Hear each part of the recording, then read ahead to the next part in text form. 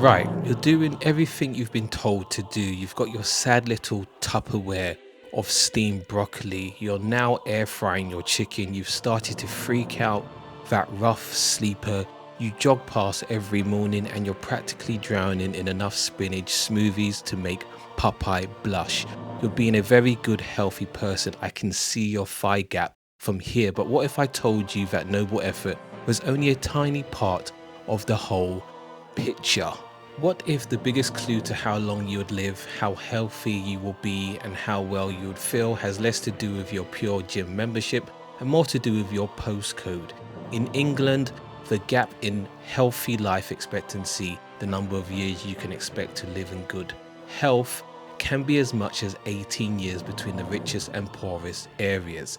18 years. I know there are some creepy incels out there that hear the words 18 years and get a tingle, but this is not the time or place. And this isn't about having superior genes or some sort of superhuman willpower. It's about three quiet forces, things that have nothing to do with your diet or yoga sessions that are secretly pulling the strings on your health.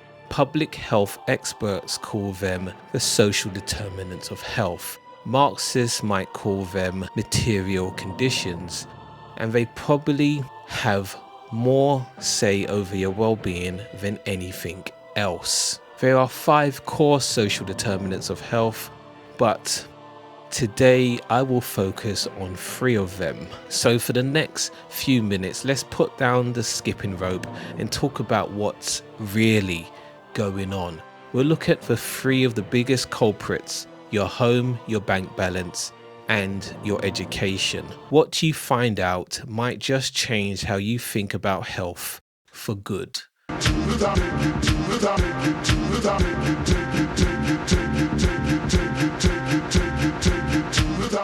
When you think of a healthy home, you probably think of basics like clean air and water that doesn't taste like the River Thames. And you're not wrong, but the idea of housing as a health factor goes much deeper. It's about stability, safety, and the actual world you walk through every single day. It's a bit like trying to grow a giant marrow in it as the car park. You can have the best seeds on earth, but if you plant it in the toxic soil next to their leaking bins, you can't be surprised when it develops into a dark souls monster. Your home and your neighborhood are the soil for your health. A safe, stable, and affordable home isn't a luxury, it's foundational. Personally, I think that housing should be a human right. But how dare I say that?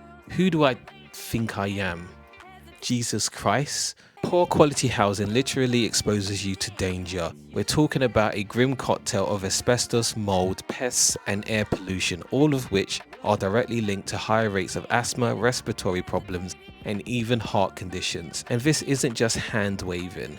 A 2024 fact sheet from the English Housing Survey showed a shockingly fast rise in long-term illnesses for people in poor quality homes. For instance, among people living with damp, the number of households with a long-term condition rocketed from about a third to nearly half in just 1 decade. 10 bloody years.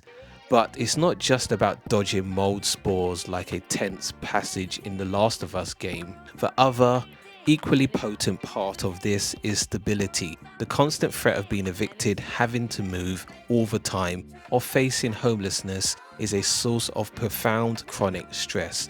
This isn't just feeling a bit worried. It's a physical state that messes with your mind and body. Research has clearly linked housing instability to severe psychological distress, anxiety, depression, and even more trips to the hospital. One study found that poor housing in your teenage years is a strong predictor of mental health problems in adulthood, which shows just how long a shadow this can cast. In fact, people find a home move more stressful than getting married, job interviews, and driving tests, making it one of the most stressful events of a person's entire life. Imagine two children. Child A grows up in a stable home with a garden, or in a neighborhood with a nearby park that isn't full of broken glass, where they can feel safe playing outside. Child B is always on the move because the landlord has decided to explore other opportunities.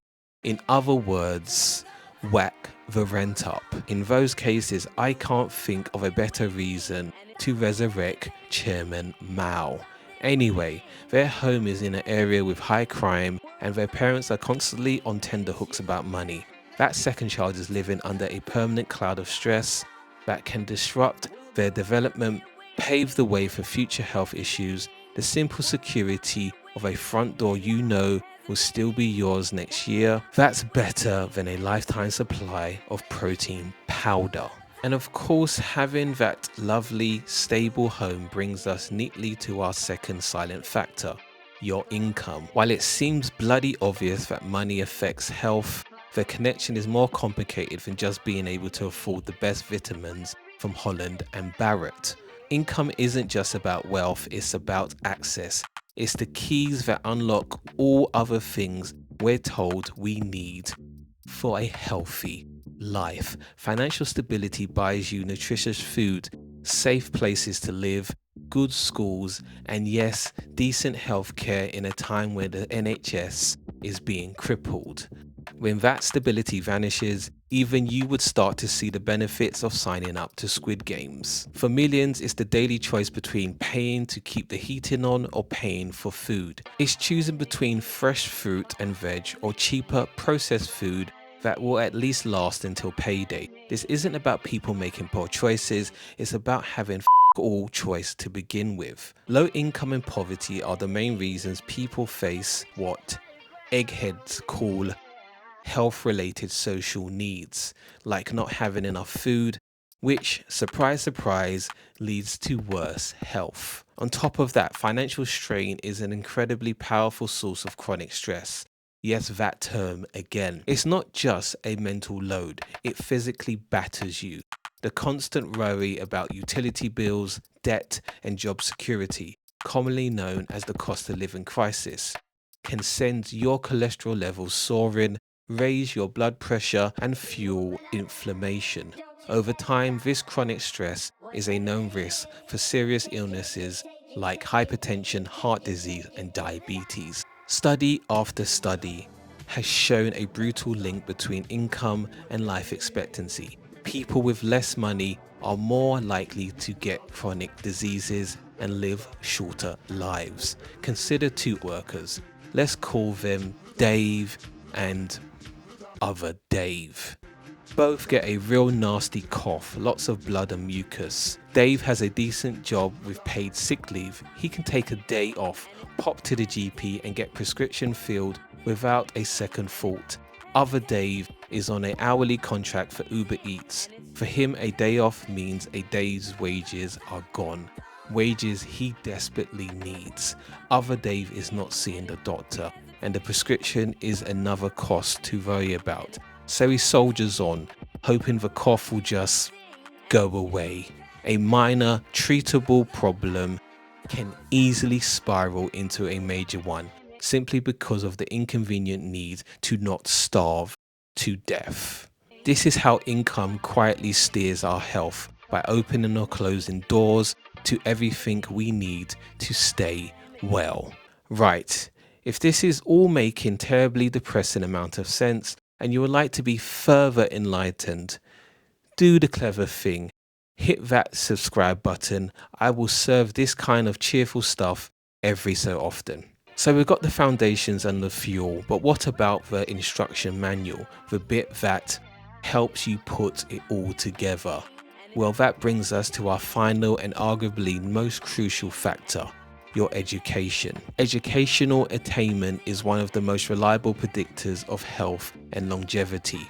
And this goes way beyond just knowing that smoking is bad for you or that an apple a day keeps the doctor away. A proper education gives you a whole toolkit for leading a healthier life. First, there's something called health literacy. It's a fancy term for being able to get process and understand basic health information to make good decisions. It's being able to navigate the absolute maze of a modern healthcare system and advocate for your best interests. Without this skill, people are far more likely to mess up their medication, miss appointments, and generally struggle to manage any long-term conditions. Second, and this is the bloody obvious bit, education is directly tied to your job and your income. Generally, the more education you have, the better your job, the higher your wages, and the more stable your life is,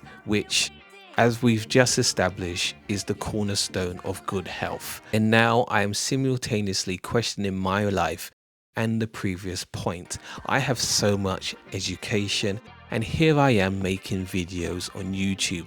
I would legitimately make more money shaking ass in Leicester Square, but I guess mentioning the word generally should be a source of comfort for me. But we are all friends here, and I would be remiss if I didn't mention that the intersections of race, gender, sexuality, class, and disability all play a role in job and wage potential regardless of education. Anyway, the benefits are even more profound. The research is clear. People with more education are less likely to smoke and are more likely to exercise. One rather bonkers study from America even found that in communities with more university graduates, even the residents with less education experience better health.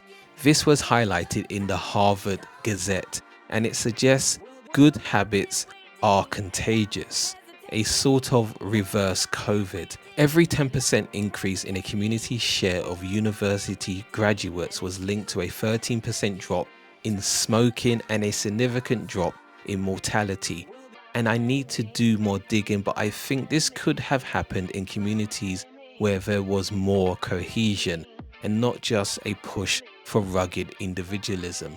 This creates a massive feedback loop, one that can go in a good or bad direction. Children whose parents have more education are more likely to grow up in healthier environments with more resources, which sets them up for better outcomes. On the other hand, children in families with lower educational attainment can face a whole stack of disadvantages right from the start. Education doesn't just shape your life, it sends ripples into the next generation. But more than anything, putting the information to one side, education should equip you with critical thinking skills. Be critical of everything, including the stuff I have said in this video. So let's recap. Housing isn't just a roof over your head, it's your launch pad. Income isn't just cash, it's the fuel in your tank. And education isn't just a certificate catching dust in a folder you never open, it's the sat-nav for your entire life. These three factors are not separate issues, they are all interlinked, like Keir Starmer and bad decision making. Your education levels affect your income potential, your income dictates your housing options, and your housing environment shapes your access to good education. They're constantly interacting, creating cycles of advantage or disadvantage that have a bigger say in our health than almost any individual choice we could ever make. Now, the point of all this isn't to make you look up at the sky and shout, "Well, we're doomed. Pastor Charlie." It's the absolute opposite. It's about being armed with a better understanding of what you're really up against. It helps explain why you might be doing everything right, but still feel like you're running up a hill that gets steeper every day. So next time you think about getting healthy, by all means, think about your 10 a day and whether you can be bothered to go for a run. But don't stop there. Ask the bigger, slightly more awkward questions.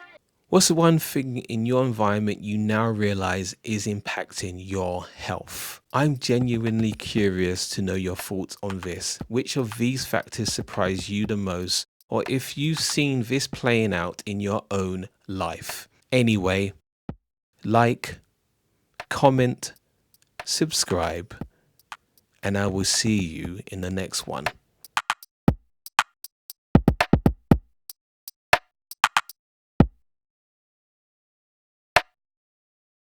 Keep moving up, don't you ever stop. Whatever it is, take it, take it, take it, take it.